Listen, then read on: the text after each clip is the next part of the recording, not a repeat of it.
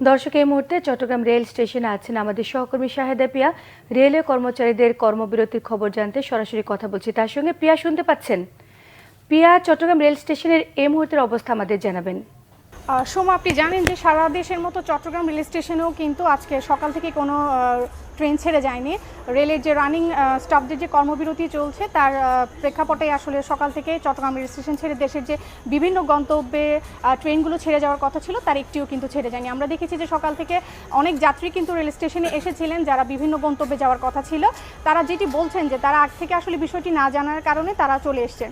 এবং আমরা দেখেছি যে এইসব যাত্রীদের মধ্যে যে দুর্ভোগে পড়েছেন তাদের এই দুর্ভোগের কথা বিবেচনা করে কিন্তু বিআরটিসির যে বাস সার্ভিস তারা যে গন্তব্যে যাওয়ার কথা ছিল সেই সব গন্তব্যে কিন্তু এই বিআরটিসির বাসগুলো তাদেরকে পৌঁছে দিচ্ছে। এবং আর যারা যেসব যাত্রী মনে করছেন যে তারা বাসে যাবেন না, তারা টিকিটের মূল্য ফেরত দিবেন, সেই ক্ষেত্রেও কিন্তু রিফান্ডের ব্যবস্থা করা হয়েছে, তারা তাদের টাকাটা তুলে নিতে পারছেন। আর অন্যদিকে যারা এই কর্মবিরতি পালন করছেন তাদের যেটি বক্তব্য সেটি হচ্ছে যে সরকারকে তারা আসলে গত 27 তারিখ পর্যন্ত সময় দিয়েছিলেন তাদের যে দাবি দেওয়া যেগুলো ছিল সেগুলো পূরণের জন্য। তাদের দাবি দেওয়া যেহেতু পূরণ হয়নি সেহেতু তারা আজকে সকাল থেকেই কিন্তু এই অনির্দিষ্টকালে কর্মবিরতিতে তারা গেছেন। এবং তারা যেটি বলছেন যে তাদের দাবি দেওয়া যতক্ষণ পর্যন্ত তারা আসলে পূরণ হবে না তারা এই কর্মবিরতি চালিয়ে যাবেন। আমরা দেখছি যে আসলে সারা দেশের সাথে যে রেল যোগাযোগ সেটি বিচ্ছিন্ন হয়ে যাওয়ায় আসলে আমরা রেল স্টেশনে দেখছি একটা একেবারেই নীরব এখন। এখানে বলা চলে যে আপনি দেখতেই পাচ্ছেন হয়তো আমার পেছনে যে প্ল্যাটফর্মে আসলে ট্রেন দাঁড়িয়ে আছে কিন্তু এখানে কোনো যাত্রী নেই। তো এই ছিল আসলে আমার কাছে চট্টগ্রাম থেকে এখন পর্যন্ত সর্বশেষ।